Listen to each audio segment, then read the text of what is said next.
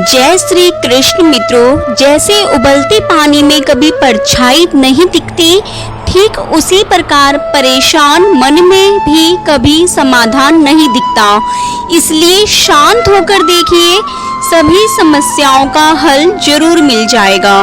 श्रीमद् भगवत गीता में भगवान श्री कृष्ण कहते हैं, हे अर्जुन, यह याद रखो कि प्राणी के शरीर का एक अदृश्य अंग है मन, जो दिखाई नहीं देता, लेकिन सबसे शक्तिशाली हिस्सा है आत्मा। आत्मा से इसका कोई संबंध नहीं है। आत्मा रथ में बैठा हुआ रथ का स्वामी है, तो मन शरीर रूपी रथ का सारथी है। यह मन की इंद्रियों के घोड़ों को इधर उधर भटका देता है और यौवन के आवेश में चंचल हो जाता है। कभी यौवन के आवेश में यही चंचल मन मनुष्य को इस भ्रम में डाल देता है कि वह सर्वशक्तिमान है, वह सब कुछ कर सकता है और वह यहाँ का राजा है, जिसके आगे हर कोई झुक जाने को विवश है और जिसे हर कोई प्रणाम करता है। जब शरीर के दीपक में यौवन शक्ति का घी जलकर समाप्त हो जाता है और दीपक तले अंधेरा छा जाता है, तो मनुष्य घबराकर चिल्लाने लगता है, मैं बीमार हूँ, मैं दुखी हूँ, मैं मर रहा हूँ, मुझे बचाओ। यह रोने का नाटक भी मन ही करता है। हे अर्जुन, मनुष्य को मैं के घमंड की मदिरा पिलाकर मदहोश करने वाला पाखंडी केवल मन है। उसके हाथों में मोह माया का जाल है, जिसे वह मनुष्य की इच्छाओं पर डालता रहता है और उसे अपने वश में करता रहता है। यह मन शरीर से भी मोह करता है, अपनी खुशियों से भी मोह करता है और अपने दुखों से भी मोह करता है। खुशी में खुशियों से भरे गीत गाता है और दुख में दुख भरे गीत गुनगुनाता है। अपने दुखों में दूसरों को शामिल करके उसे खुशी मिलती है। हे पार्थ, प्राणी के लिए आवश्यक है कि वह अपने मन को काबू में करके अपने अंतर्मन में झांक कर आत्मा को देखे। तभी उस आत्मा के अंदर उसे परमात्मा का प्रकाश स्पष्ट दिखाई देगा। नमस्कार मित्रों, स्वागत है आपका हमारे चैनल राधा की आवाज पर। आज हम आपके लिए लेकर आए हैं भगवान श्री कृष्ण के कुछ अनमोल विचार, जो आपके मन के भटकाव को समाप्त करके आपके मन को शांति से भर देंगे। हम आपसे अनुरोध करते हैं कि आप इस वीडियो को अंत तक देखें और भगवान श्री कृष्ण के अनमोल विचारों का आनंद लें। अगर आपको हमारा यह प्रयास पसंद आए तो कृपया इस वीडियो को लाइक करें और शेयर करें। कमेंट में जय श्री राधे कृष्ण जरूर लिखें और हमारे चैनल को सब्सक्राइब करें, घंटी को भी दबाएं। दोस्तों, अगर आप सोचते हैं कि श्रीमद् भागवत गीता में सिर्फ यह लिखा है कि भगवान की पूजा कैसे करते हैं, तो आप गलत हैं। भगवत गीता सिर्फ एक किताब या धार्मिक ग्रंथ नहीं है, बल्कि इसमें वह दिव्य ज्ञान है जो इस पृथ्वी पर जीवन जीने वाले प्रत्येक व्यक्ति के लिए उपयोगी है। यह गीता हमें सिखाती है कि इस दुनिया में सपने कैसे पूरे किए जा सकते हैं, हमारी पर्सनालिटी कैसे बनती है, कैसे पॉजिटिव एनर्जी बनाई जा सकती है, खुशी क्या होती है, बड़ी बड़ी समस्याओं का समाधान कैसे ढूंढा जा सकता है, निर्णय कैसे लिए जा सकते हैं और भी ना जाने बहुत कुछ। जीवन में हम सभी अपने सपनों को पूरा करने की इच्छा रखते हैं और यह सच है कि हम सब कुछ अच्छी तरह से पाना चाहते हैं। हर कोई अपने करियर में तेजी से आगे बढ़ना चाहता है और करोड़पति बनने का सपना देखता है। हमने कई बार देखा है कि जब हम किसी मोटिवेशनल वीडियो को देखते हैं तो हमारा जोश तो बढ़ जाता है, लेकिन जैसे ही हम अपने कर्मों में लग जाते हैं वही उत्साह कहीं गायब हो जाता है।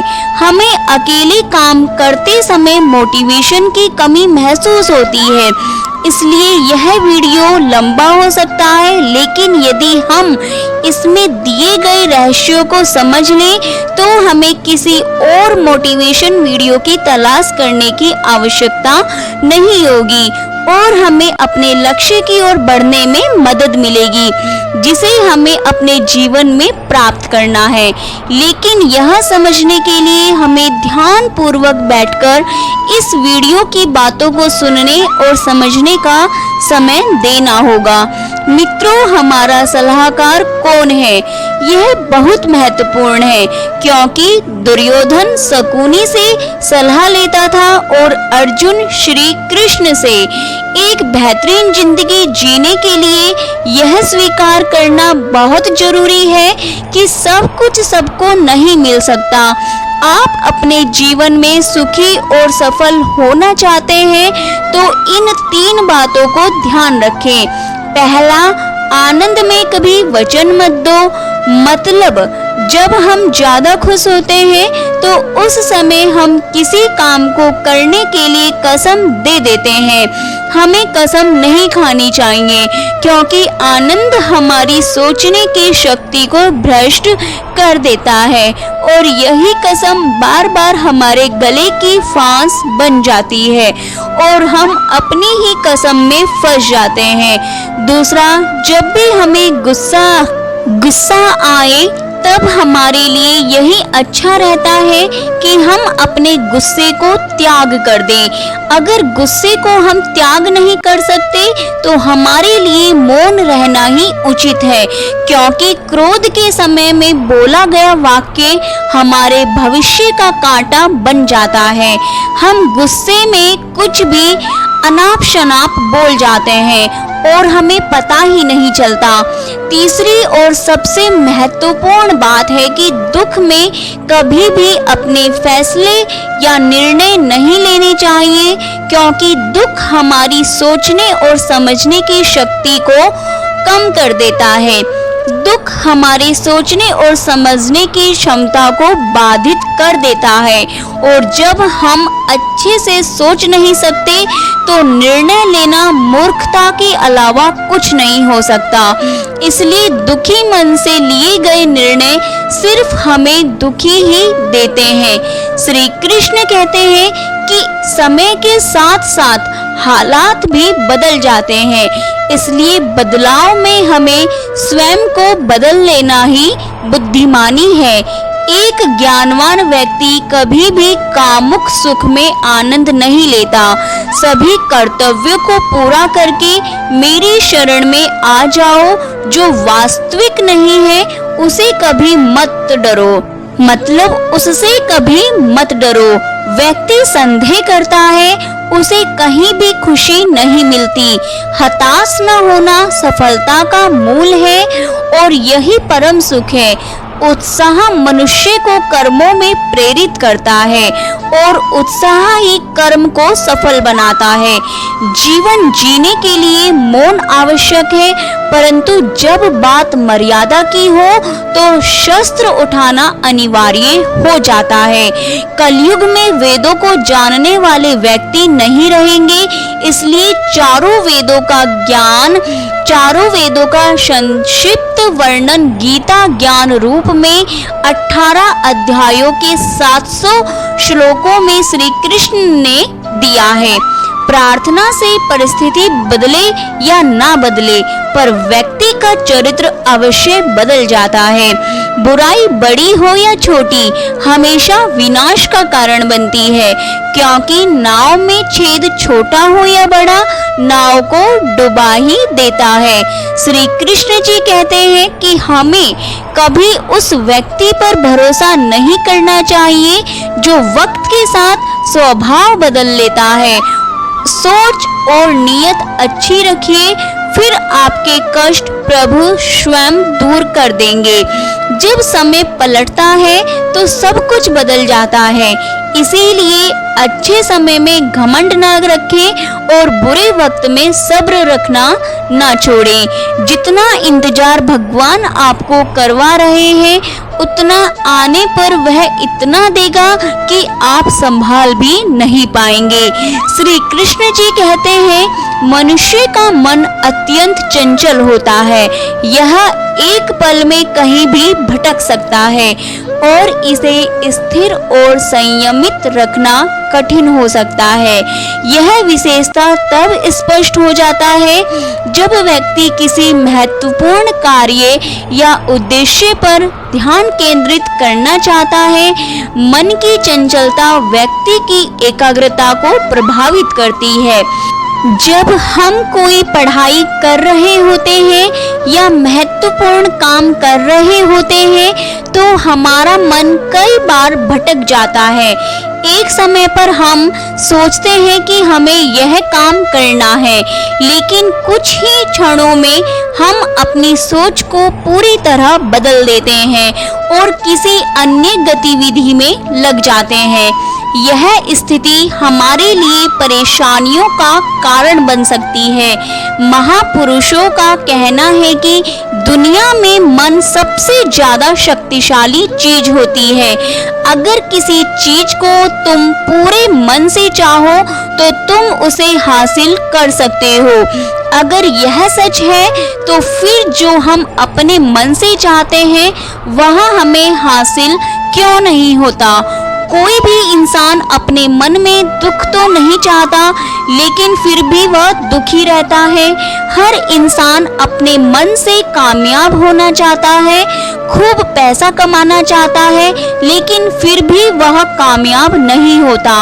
इसका मतलब है कि या तो महापुरुष गलत थे जिन्होंने कहा कि मन से चाही गई हर चीज हासिल हो सकती है, या फिर हम गलत हैं। आज की यह कहानी जो मैं आपको सुनाने वाली हूँ छोटी सी है, लेकिन इसकी सीख बहुत ही गहरी है। इस कहानी में आपको एक ऐसा मंत्र मिलेगा जिससे आप यह समझ पाएंगे कि अपने मन में किसी भी बात का बीज कैसे बोया जाता है और मन से कोई भी चीज कैसे करवाई या पाई जाती है। इस कहानी से आप यह भी अच्छी तरह समझ पाएंगे कि आकर्षण का नियम या लॉ ऑफ अट्रैक्शन कैसे काम करता है। एक बार की बात है, एक आदमी के जीवन में सिर्फ दुख ही दुख थे। वह जो भी काम करता उसका काम पूरा ही नहीं होता। घर में आता तो घर में कलेश बना रहता, किसी से मदद मांगता तो कोई उसकी मदद नहीं करता। ऐसा लगता था कि चारों ओर से दुखों का पहाड़ उसी पर टूट पड़ा है। उसे समझ नहीं आ रहा था कि मैं इन दुखों से पार कैसे पाऊं। वह दिन रात यही सोचता रहता कि अपने दुखों से छुटकारा कैसे पाना है। इसी कारण से वह रात में भी सो नहीं पाता था। उसकी आंखों के नीचे बड़े बड़े काले घेरे बन गए थे, जो इस बात का प्रतीक थे कि वह आदमी कितना दुखी और चिंतित है। कभी कभी तो उसके मन में आत्महत्या करने के भी ख्याल आते थे, लेकिन अपने परिवार की चिंता करके वह यह कदम नहीं उठा पाता था। वह इतना दुखी हो गया था कि उसने निर्णय किया कि वह इन दुखों से छुटकारा पाकर रहेगा, चाहे उसे कितनी भी मेहनत करनी पड़े, कुछ भी करना पड़े, चाहे अंगारों पर चलना पड़े, लेकिन इन दुखों से छुटकारा हासिल करके रहेगा। ऐसे ही एक दिन उसने अपने मित्र से पूछा कि अपने जीवन को कैसे सुधारूं। उसके मित्र ने उसे बताया कि तुम किसी बाबा के पास जाओ। बाबाओं के पास ऐसा मंत्र होता है जिससे सारे दुख मिट जाते हैं, जीवन खुशियों से भर जाता है और धन संपदा भी हासिल होती है। तुम किसी ऐसे बाबा को ढूंढ लो, बस तुम्हारा काम बन जाएगा। उस आदमी के मन में यह बात पूरी तरह से पक्की बैठ गई कि कोई बाबा ही मेरा दुख दूर कर सकता है, और इसीलिए उसे किसी भी बाबा के बारे में पता चलता तो वह उस बाबा के पास पहुंच जाता। वह बाबा को अपनी समस्याएं बताता और उनसे उसका समाधान पूछता और कहता कि बाबा, मैं कुछ भी करने के लिए तैयार हूँ, लेकिन मेरी समस्याओं से मुझे छुटकारा दिला दीजिए। आप जो कहेंगे मैं वह करूँगा, लेकिन मेरे जीवन को सुधार दीजिए। बाबा उसे कुछ टोने टोटके बता देते करने के लिए और बदले में दान दक्षिणा ले लेते थे, और उसे कहते थे कि यह टोना टोटका करने के बाद तुम्हारे घर में सुख शांति बनी रहेगी। बस इस टोटके को पूरी विधि के साथ करना। वह आदमी घर लौटकर पूरी विधि के साथ टोने टोटके करने लगा, लेकिन बहुत टोने टोटके करने के बाद भी उसके जीवन में कुछ बदलाव नहीं आया। इसके विपरीत उसका जीवन और भी दुखी हो गया। जो भी बाबा उसे टोना टोटका देता था, वह बदले में उसे दान दक्षिणा लेता था, जिससे उसका बचा हुआ धन भी धीरे धीरे खत्म हो रहा था। इससे उसके जीवन में दुख और ज्यादा बढ़ गए। तब उसे लगा कि बाबाओं के पास जाने से तो मेरे जीवन में दुख कम होने की बजाय बढ़ते ही जा रहे हैं, तो मुझे क्या करना चाहिए? बाबाओं के पास जाऊं या ना जाऊं? फिर एक दिन एक आदमी ने उसे बताया कि तुम अपने घर में किसी पंडित को बुलाकर हवन करवा लो।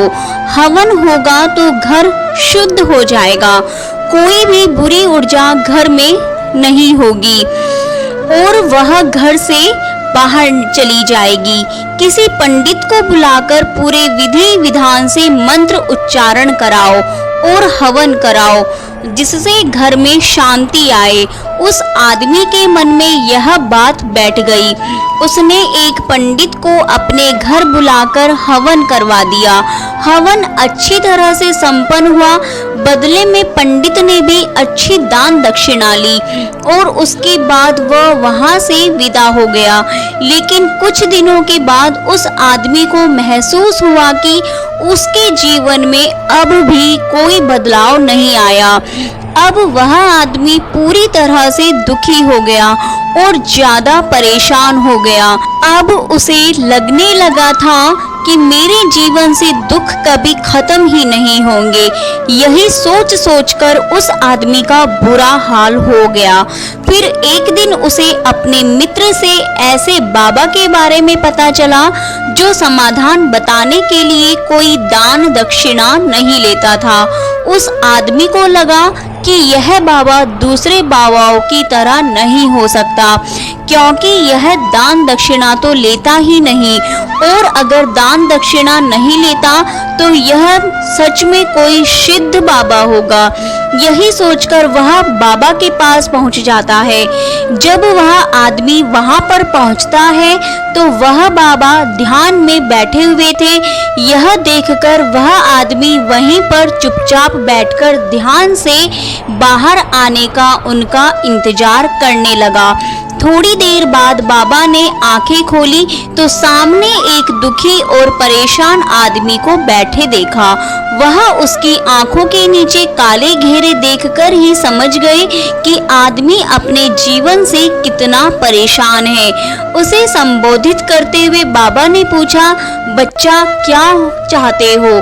बाबा के पास क्या लेने आए हो? उस आदमी ने कहा कि बाबा, मैं अपने जीवन से बहुत परेशान हूँ। मैंने इन दुखों को दूर करने के लिए बहुत सारे रास्ते अपनाए, हर वह तरकीब करके देखी जो किसी भी बाबा ने मुझे बताई, हर वह काम किया जो किसी भी इंसान ने मुझे करने को कहा, लेकिन मेरे जीवन में दुखों में कोई कमी नहीं आई। बाबा, इसके विपरीत मेरे जीवन में दुखों में बढ़ोतरी हो गई। मुझे समझ नहीं आ रहा है कि मैं क्या करूं। कभी कभी तो मैं आत्महत्या करने की भी सोचता हूं, लेकिन अपने परिवार की सोचकर यह कदम नहीं उठा पाता। मैंने आपके बारे में बहुत सुना है बाबा, और मैं बहुत उम्मीद के साथ आपके पास आया हूँ। कृपया करके मुझे कोई ऐसा मार्ग बताएं जिससे मुझे अपने दुखों से छुटकारा मिल जाए। मैं अपने दुखों से छुटकारा पाने के लिए कुछ भी करने को तैयार हूँ। आप मुझे कोई भी रास्ता बताएं, चाहे वह रास्ता कितना भी कठिन क्यों ना हो, मैं उसे पार करके रहूंगा। बाबा ने महसूस किया कि आदमी सच में बहुत परेशान है। बाबा ने उसकी बात सुनकर कहा, बच्चा, दुखों को दूर करने के लिए मंत्र ऐसे ही नहीं मिलते। मंत्र पाने के लिए कुछ करना पड़ता है। तुम कुछ कर सकते हो। यह सुनकर पहले तो आदमी ने सोचा कि यह बाबा भी मुझसे दान दक्षिणा ही मांगेंगे, लेकिन और कोई रास्ता ना पाकर उस आदमी ने कहा कि बाबा, आपको जितनी भी दान दक्षिणा चाहिए मैं देने के लिए तैयार हूँ, लेकिन आपका मंत्र सच्चा होना चाहिए, वह पूरा होना चाहिए, उसका फल मुझे मिलना चाहिए। उसके बाद मैं आपको जो भी दान दक्षिणा लेना चाहते हो दे दूंगा। बाबा ने कहा कि दान दक्षिणा तो बहुत छोटी सी चीज है, मुझे वह नहीं चाहिए। इस पर वह आदमी सोच विचार करके बोला, तो बाबा, मैं अंगारों पर भी चलने के लिए तैयार हूँ, आप मुझे बस आज्ञा दीजिए। बाबा ने कहा कि अंगारों पर चलने वाली छोटी सी चीज है, मैं तुमसे नहीं कराने वाला। मैं जो तुमसे कराने वाला हूँ वह बहुत कठिन मंत्र है, उसे पूरा कर पाओगे? आदमी ने कहा, बाबा, आप मुझे बताइए तो सही, मुझे करना क्या होगा? मतलब उन्होंने कहा कि बाबा, आप मुझे बताइए तो सही, मुझे करना क्या होगा? मैं कुछ भी करने को तैयार हूँ। इस पर बाबा ने उसे कहा, यहाँ से जब तुम अपने घर जाओ तो रास्ते में अपने मन में यह दोहराते जाना कि मैं सुखी हूँ, मैं सुखी हूँ, मैं सुखी हूँ। बार बार अपने मन में यही दोहराना, और याद रहे जुबान पर यह नहीं आना चाहिए कि यह सिर्फ मन में दोहराना है। यह सुनकर वह आदमी बोला, बाबा, इतनी सी बात, यह तो मैं चुटकी बजाकर ही कर लूंगा, लेकिन इससे होगा क्या? बाबा बोले, इस मंत्र को करके देखो। वैसे भी तुमने इतने बाबाओं के मंत्र किए हैं, तो इस मंत्र को भी करके देख लो। उस आदमी ने सोचा कि बाबा कुछ दान दक्षिणा तो ले नहीं रहे, और छोटा सा मंत्र, इसे तो मैं कर ही लूंगा। वह बोला, बाबा, यह मंत्र जरूर करूंगा। वह आदमी यह कहकर वहां से उठकर चलने लगा, लेकिन जैसे ही वह चलने लगा, पीछे से बाबा ने बोला, बच्चा, एक बात याद रखना, जब तुम यह मंत्र अपने मन में दोहराओगे तो तुम्हारे मन में बंदर के विचार नहीं आने चाहिए, बंदर का ख्याल भी नहीं आना चाहिए, तभी यह मंत्र सिद्ध होगा। वह आदमी बोला, मुझे तो आज तक बंदर का कोई विचार नहीं आया, तो अब क्यों आएगा? आप चिंता मत करिए बाबा, मैं बस मन में यही दोहराऊंगा कि मैं सुखी हूँ, मैं सुखी हूँ। इसके अलावा बंदर का कोई विचार मेरे मन में नहीं आएगा। यह कहकर वह आदमी वहां से चल दिया। वह अपने मन में मैं सुखी हूँ, मैं सुखी हूँ यह दोहराता हुआ थोड़ी दूर तक ही चला था कि उसके मन में अचानक बंदर का ख्याल आ गया। बंदर का ख्याल एक बार आया और चला भी गया, लेकिन उस आदमी ने सोचा कि आज तक तो मुझे बंदर का कोई विचार नहीं आया, फिर आज बंदर का विचार क्यों आ गया? और ऐसे करके उसने उस बंदर के विचार को पकड़ लिया। वह यह भूल गया कि मुझे क्या मंत्र दोहराना है, और वह बंदर के बारे में सोचने लगा।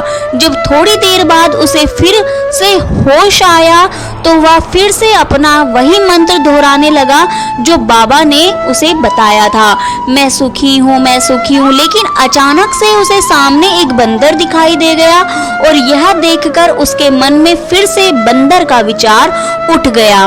वह अपने अंदर से इस विचार को बाहर फेंकना चाहता था। वह चाहता था कि मेरे अंदर किसी भी तरह बंदर का विचार ना आए, लेकिन उसे तो सामने बंदर ही दिखाई दे गया। ऐसे ही जद्दोजहद करते करते वह घर पर पहुंचा और घर पर पहुंचने के बाद अपनी पत्नी से कहा, बंदरिया मुझे खाने में बंदर परोस दो। और जब उसे एहसास हुआ कि उसने क्या बोल दिया तो वह अपने बाल नोचने लगा।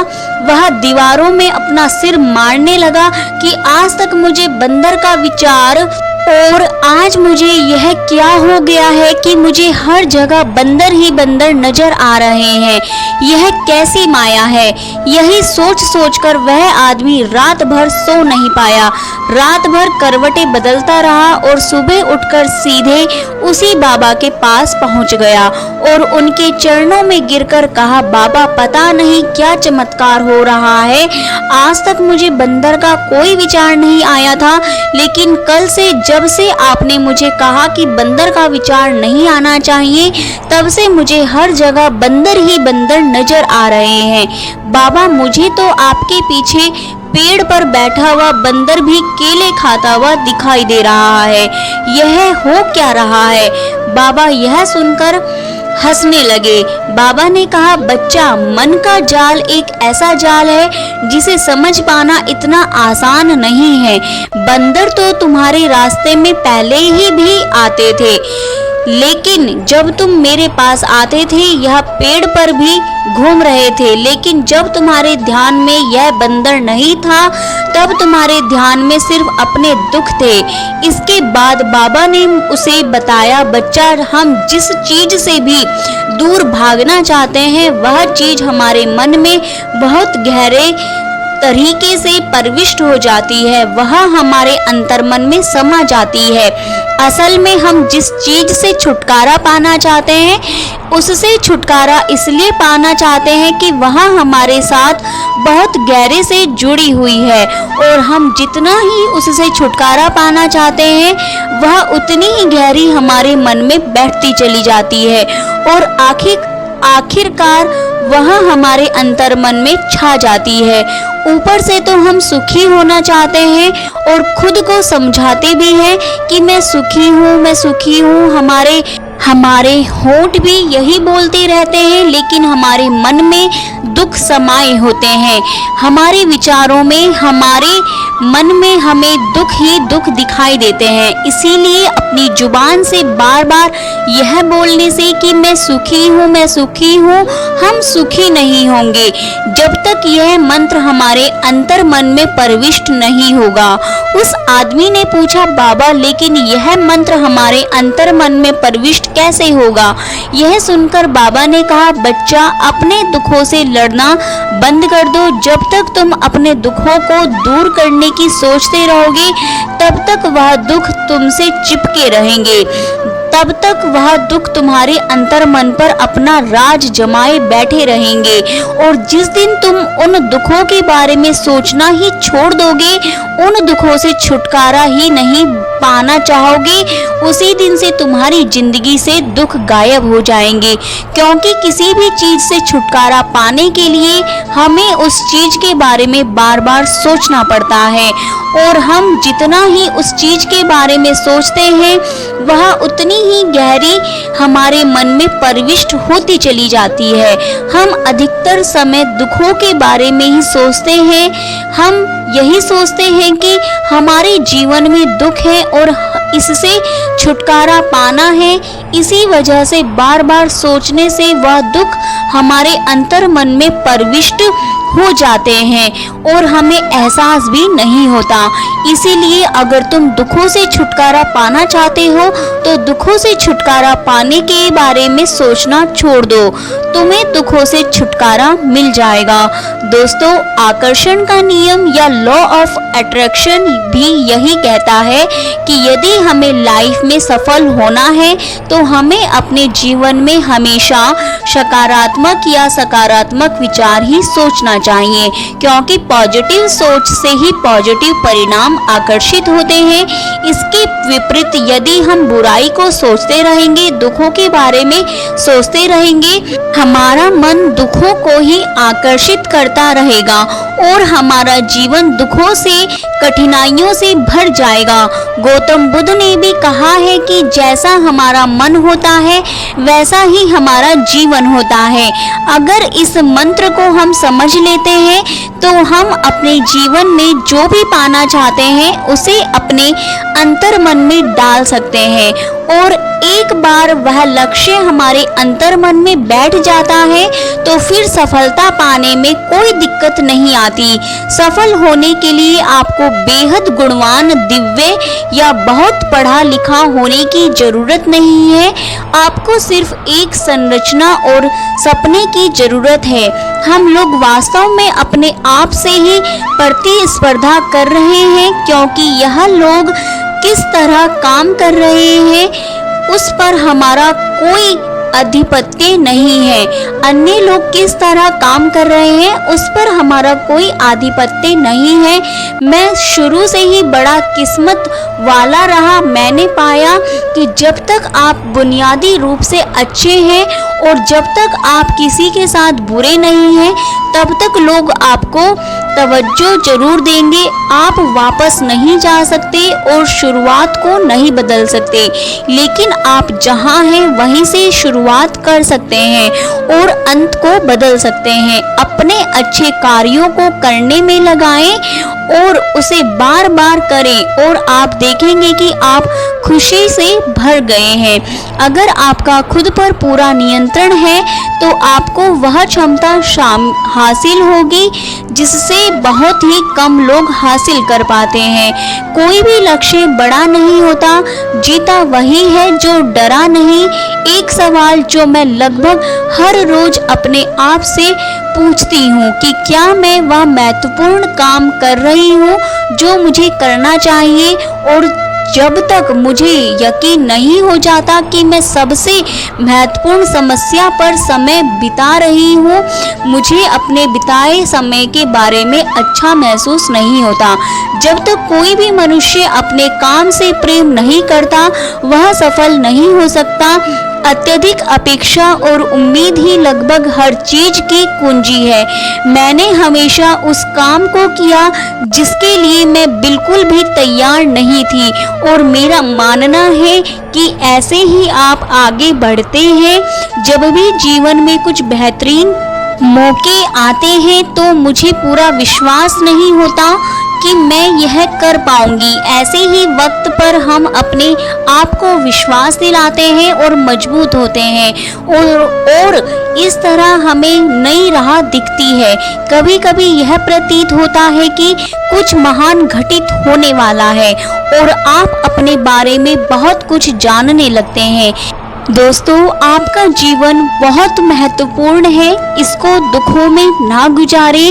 अपने जीवन को अच्छा बनाने की कोशिश करें। जैसा आप सोचेंगे वैसा ही आपका जीवन बन जाएगा।